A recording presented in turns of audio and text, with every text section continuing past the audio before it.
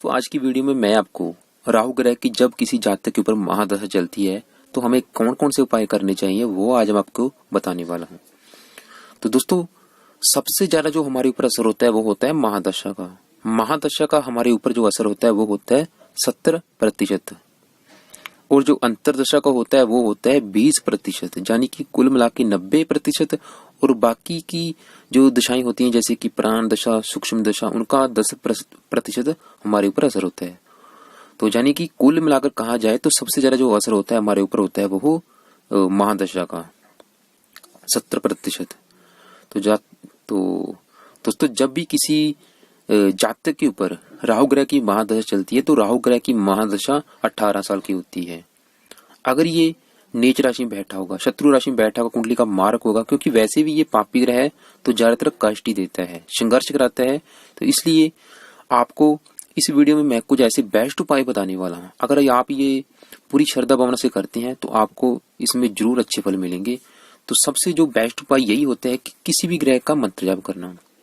अगर आपके ऊपर राहु ग्रह की महादशा चल रही है तो दोस्तों, सबसे जो राहु का बेस्ट उपाय यही है कि आप राहु ग्रह का मंत्र जाप करें डेली।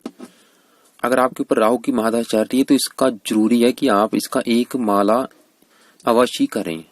राहु का मंत्र है ओम राम राहवे नमः। इस मंत्र का जाप दोस्तों आपने शाम को करना है, तो ज्यादा नहीं तो एक माला आप अवश्य करें, क्योंकि ये सबसे बेस्ट उपाय है। ये आपको 100% फल देगा ही देगा। तो दूसरा बेस्ट उपाय ये है कि आप, क्योंकि राहु की जो देवी है वो तो माता सरस्वती भी कई कहते हैं और कई कहते हैं कि माता दुर्गा भी है। तो इसलिए आप जहाँ तो माता दुर्गा की पूजा उपासना करें या माता सरस्वती की पूजा उपासना करें। इसके अलावा शनि देव की भी आप मंत्र जाया करें।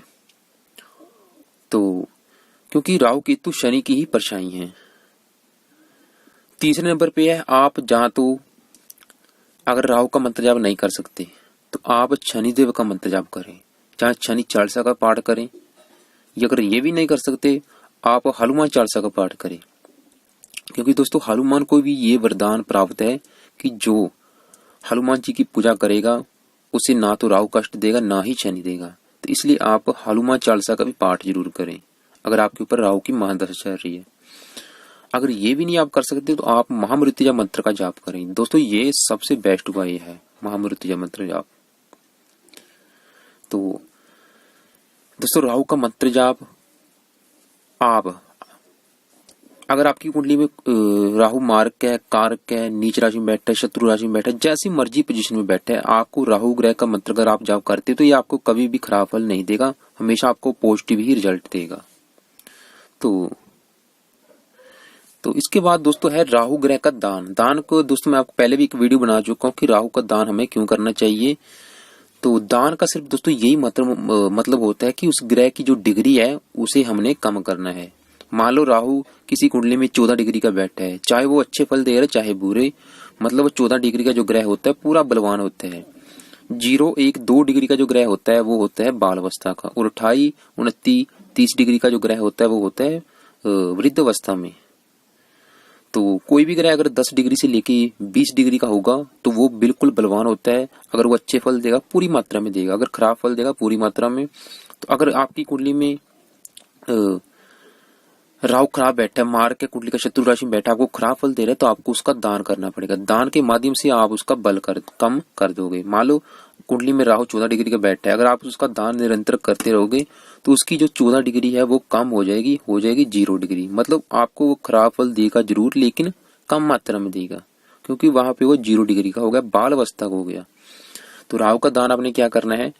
राहु का दान तो वैसे कई प्रकार का, जैसे कि सरसों, मूली, कोयले, सतनाजा, नारियल, जौ, लेकिन आपने खाली सिंपल उपाय करना है। आपने सतनाजा जहाँ तो पंछियों को डालना है, या आप पंछियों को बाजरा भी डाल सकते हैं। सतनाजा अगर पंछियों को नहीं डाल सकते आप गिलहरी को डाल सकते हैं।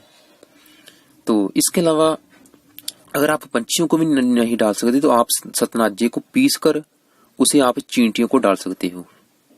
जब बाजरे का जो आटा होता है उसे पीस कर आप चींटियों को डाल सकते हैं। दोस्तों, ये भी बेस्ट उपाय है। इसका फल ये होगा कि अगर आप सतनाजा का दान करते रहोगे तो राहु की डिग्री कम हो जाएगी, यानी कि आपको वो खराब फल देगा जरूर लेकिन कम मात्रा में देगा। लेकिन दोस्तों आपको ये उपाय करने से पहले राहु का दान आपको पता होना चाहिए कि राहु आपका नीच राशि में है या शत्रु राशि में या मार्क है, तभी आप ये दान करें। क्योंकि अगर आपकी कुंडली में उच्च राशि में बैठा है राहु तो ये दान करने से उसकी डिग्री कम हो जाएगी, यानी कि आपको अच्छे फल देगा लेकिन कम मात्रा में देगा। तो इसलिए आपको ये पता होना चाहिए। अगर आपको कोई बात नहीं समझ आ रही तो आप मुझे व्हाट्सएप भी कर सकते हैं, व्हाट्सएप पे पूछ भी सकते हैं, ये मेरा व्हाट्सएप नंबर है। तो इसके अलावा दोस्तों क्योंकि सरसों ये भी राहु का दान पदार्थ है, तो आपने सरसों के तेल का बोतल नहीं दान करना। आपने अगर आपके समर्थ है तो आप कर सकते, नहीं तो खाली आप शनिवार के दिन सरसों का जो तेल है वो रोटी पे लगा के आपने कुत्ते को डालना है। वो रोटी के ऊपर लगा के जहां तो आप कुत्ते को डालें शनिवार के दिन, जहां आप कौवे को डालें, जहां आप मछलियों को चींटियों को डाल सकते हैं वो रोटी। इसके बाद दोस्तों 5वें नंबर पे आपने शिवलिंग पर जल चढ़ाना है। दोस्तों ये जो आपको मैंने उपाय बताई है ये आपने ये नहीं कि आपने 1 महीना करके छोड़ दी, अगर जब तक इसकी दशा है महा राहु की तब तक आपने ये करते रहना है। तो शिवलिंग पर भी जल आप चढ़ाते रहें। इसके अलावा 6 नंबर पे आप लंगड़े, अपाहिज, बेसहारा, नाथ लोगों की सहायता करते रहें। और दोस्तों अगर आपकी कुंडली में काल सर्प दोष है तो आपने ये नहीं कि आपने एक बार शांति करा ली तो उसके बाद आपने कोई उपाय नहीं करने। दोस्तों अगर आपकी कुंडली में काल सर्प दोष है तो आपको जो एक काम करना पड़ेगा, आपको खासतौर पे राहु की दशा में या फिर केतु की दशा अंतरदशा में राहु और केतु का पाठ आपको रोजाना करना पड़ेगा। क्योंकि काल सर्प दोष कुंडली में चाहे राहु उच्च का बैठे तब भी वो आपको खराब फल देगा। अगर काल सर्प दोष है कुंडली में तो राहु केतु की दोनों की एक एक माला आपको वश करनी है रोजाना, खासतौर पे राहु की महादशा में और केतु की महादशा में। और दोस्तों 8वें नंबर पे आपने गोमूत्र रत्न कभी भी धारण नहीं करना, चाहे कुंडली में राहु उच्च का ही बैठा है क्यों ना।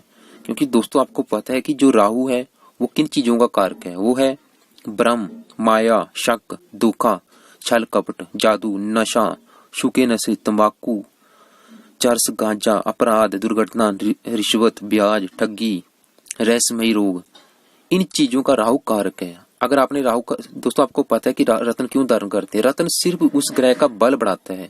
मान लो आपकी कुंडली में राहु 14 डिग्री का बैठा है, जहाँ मान लो राहु आपका 0 डिग्री का बैठा है, आपको खराब फल दे रहा है लेकिन वो कम मात्रा में दे रहा है। अगर आपने उसका रत्न धारण कर लिया उसके कारण उसका बल बढ़ जाएगा, यानी कि वो आपको खराब फल पहले से दे रहा है, बल बढ़ने से उसके खराब फलों में बढ़ोतरी हो जाएगी। तो राहु का रत्न कभी भी धारण मत करें, चाहे उच्च का ही बैठा है चाहे 0 डिग्री का ही है। आप उसे मंत्र जाप से आप उसे पॉजिटिव करें, रत्न बिल्कुल धारण मत करें। क्योंकि मंत्र जाप एक ऐसी चीज है वो कभी भी आपको खराब फल नहीं देगी, चाहे ग्रह कहीं भी बैठा है, चाहे नीच राशि में बैठा है, शत्रु में बैठा है, मार्क है कुंडली के जैसी मर्जी कंडीशन में बैठा है राहु। सिर्फ एक मंत्र जाप ऐसी चीज होती है जो हमेशा पॉजिटिव रिजल्ट देगी आपको। तो इसलिए दोस्तों अगर आपको कोई बात समझ नहीं आ रही तो आप मुझे व्हाट्सएप करके पूछ भी सकते हैं। तो मैं तो आपको यही कहूंगा कि अगर आपके ऊपर राहु की महादशा चल रही है, सबसे जो बेस्ट उपाय यही है कि आप राहु का मंत्र जाप जरूर करें। सिंपल है, सिर्फ 5-10 मिनट लगते हैं। ओम राम राहवे नमः, इसका एक माला, ज्यादा नहीं तो एक माला शाम के समय करना है। बाकी दोस्तों मैंने सभी इसके ऊपर वीडियो बना रखी, देखो सतनाजा के ऊपर वीडियो बना रखी है कि 7 प्रकार का अनाज किन किन पदार्थों से मिलकर बनता है, वो आप वो भी वीडियो देख लें। और मैंने 9 ग्रह का दान हमें कौन कौन सा होता है वो भी आप वीडियो देख लें। राहु ग्रह का दान की अलग वीडियो बना रखी, वो भी आप जरूर देखें। तो बाकी मैंने और भी राहु ग्रह के कौन कौन से उपाय करने चाहिए हमें, वो भी मैंने 5-10 वीडियो अलग से बना रखी हैं, आप उन वीडियो को भी जरूर देखें। और राहु सभी 12 ग्रहों में कौन कौन से फल देता है, सभी जन्म लगन कुंडलियों के हिसाब से मैंने वो भी वीडियो बना रखी है दोस्तों, वो भी आप जरूर देखें। और अगर आप अपनी कुंडली का फलादेश मुझसे कराना चाहते हैं तो आप मुझे व्हाट्सएप भी कर सकते हैं। तो दोस्तों उम्मीद करता हूँ आपको ये वीडियो जरूर अच्छी लगी होगी। अगर वीडियो आपको अच्छी लगी हो तो इस वीडियो को लाइक और ज्यादा से ज्यादा शेयर करें और ज्योतिष सीखने के लिए मेरे चैनल को सब्सक्राइब कर लें।